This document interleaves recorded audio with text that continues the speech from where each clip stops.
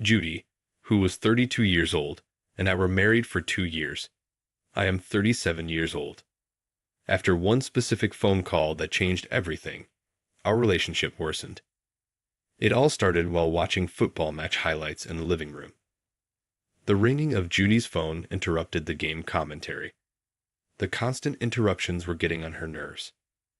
I gave her the phone in the kitchen and told her to answer the call. Judy, who usually maintains a rigid separation between work and personal life, appeared prepared to get her wrath out on whoever answered the phone when it rang again. We both worked in business, and Judy strongly felt that our work and personal lives should remain separate. It was her way of reminding us of our social responsibility as people. She finally disclosed the cause for the call during dinner. They are moving us out of state, after a bit of silence.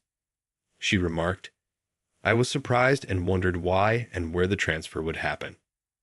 Judy clarified that the company was growing and that the board intended to move staff members to the new branch to oversee its progress. I knew how transfers usually operated and that external commitments were not usually a part of them. Judy should not have been granted such a transfer unless she had made an application, as she is a married lady.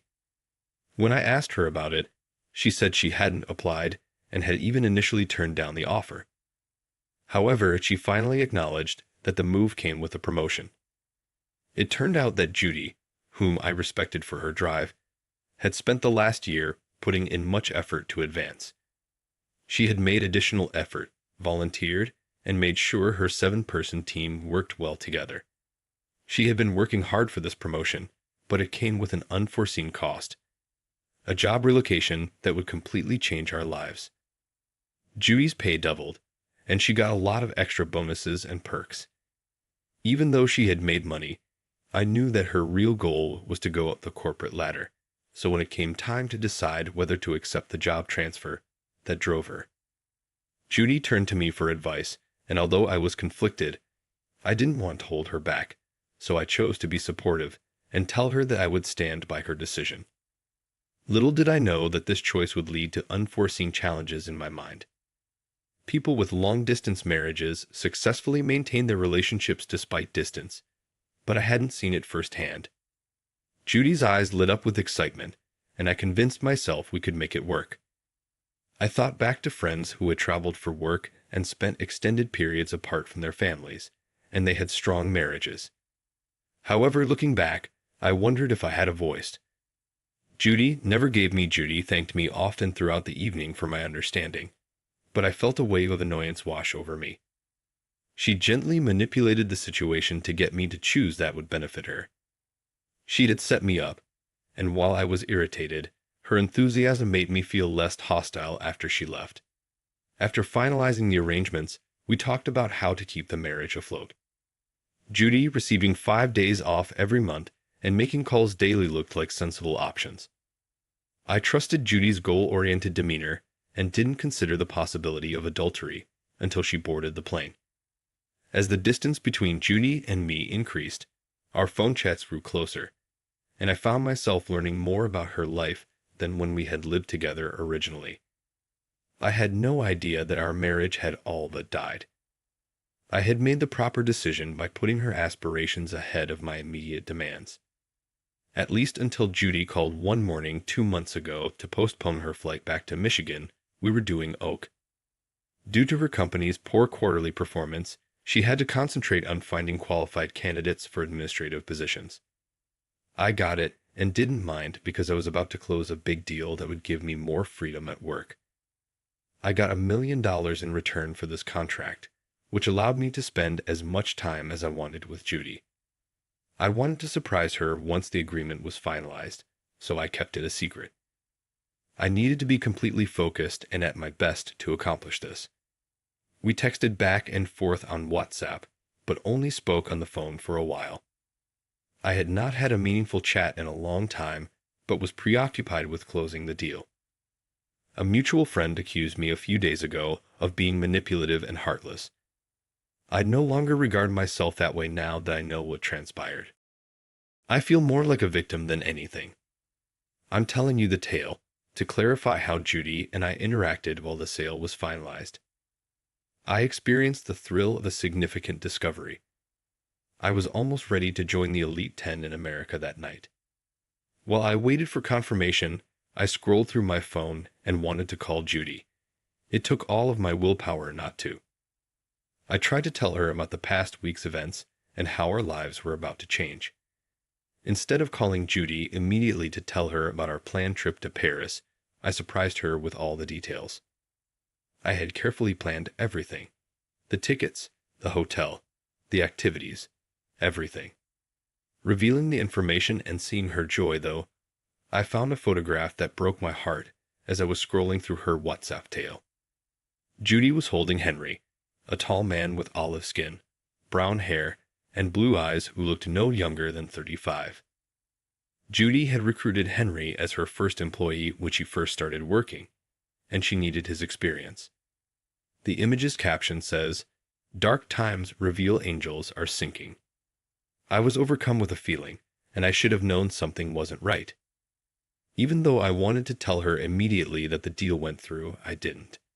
Instead, I hurriedly reserved the next trip to California to see her. My suspicions were confirmed when I arrived. Judy and Henry were involved in an affair.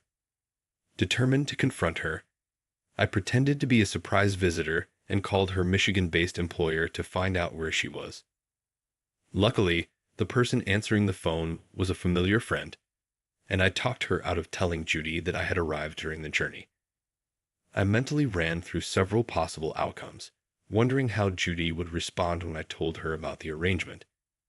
I went straight from the airport to her branch, intending to take her out to dinner and gently break the news to her.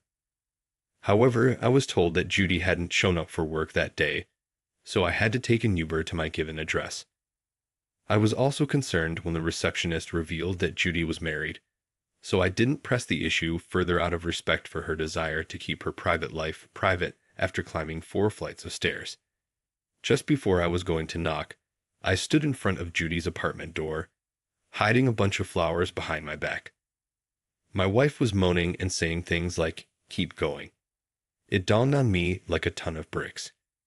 She had ample time to cheat on me after 5.5 months apart. I almost lost my cool, but I controlled myself.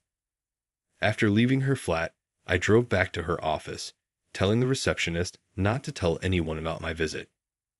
I even gave her a reasonable $100 tip. I decided not to allow myself to be played any longer, so I drafted divorce papers and waited for Judy to return home with Henry. As the groans indicated, it seemed all they did was engage in intimate acts. I checked into a hotel near Judy's apartment to keep a close eye on her over the next week. She remained unaware as her routine included work yoga and her apartment. It became apparent that she spent significant time with Henry, making it painful. As soon as I picked up the lock and reached her door, I heard grunts and groans. I crept in slowly while recording the scene on my phone. Despite the discomfort, I captured a full minute of them together before revealing my presence as Judy scrambled for clothes. I felt a strange sense of power.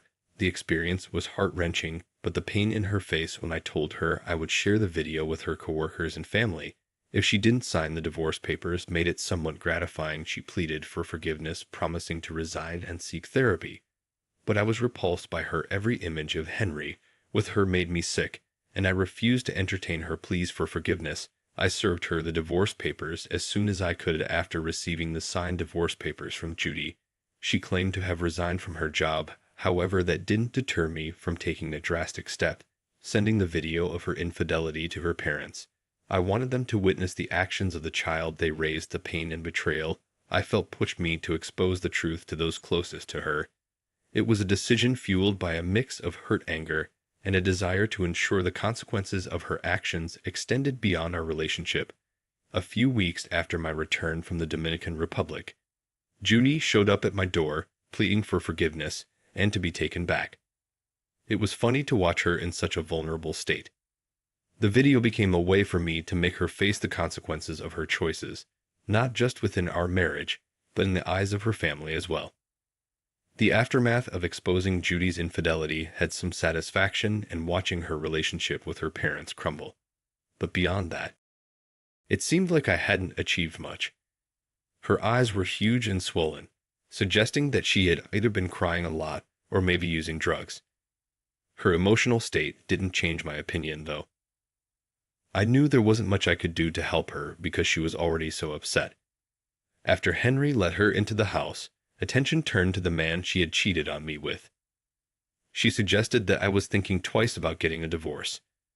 She started to justify her conduct, saying she never imagined I would follow through. She talked about feeling punished sufficiently for her mistakes and losing her parents' respect. I posed a straightforward query to gauge her sincerity. How often did it occur? Her response, in which she swore she was speaking the truth, betrayed a lack of regret, as she said that managing a failing company was difficult and didn't want to burden me further by discussing her issues.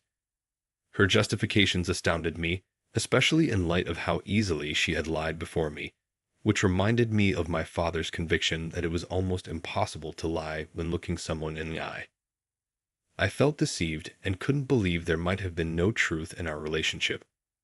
Though initially skeptical, my observations during the first 2 weeks in Michigan and the day I arrived dispelled any illusions about Judy's honesty.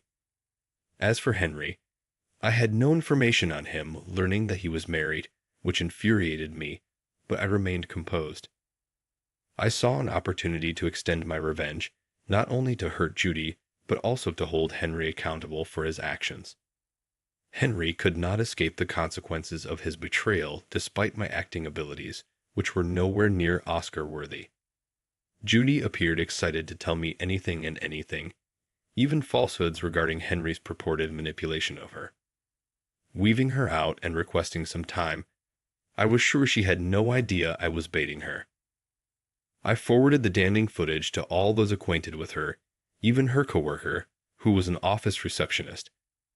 My first move was to purchase a ticket to Michigan to exploit Judy's knowledge regarding Henry's marriage to destroy his life. But my strategy wasn't traditional. I wanted to hit him right in the most painful place.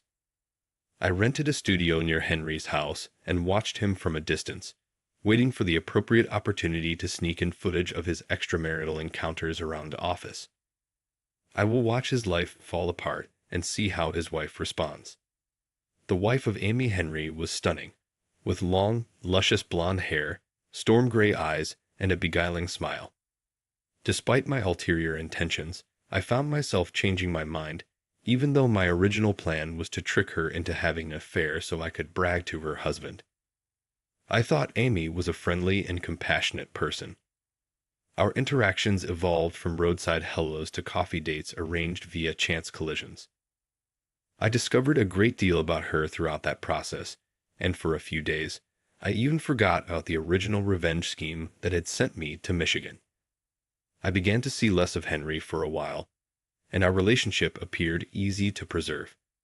Though it seemed that my strategy had failed, I later learned that Henry had been dismissed and was actively looking for a new job while attempting to avoid raising any red flags with Amy during one of our conversations. Sincerity demanded that Amy disclose that Henry was an immigrant who entered the country on a student visa.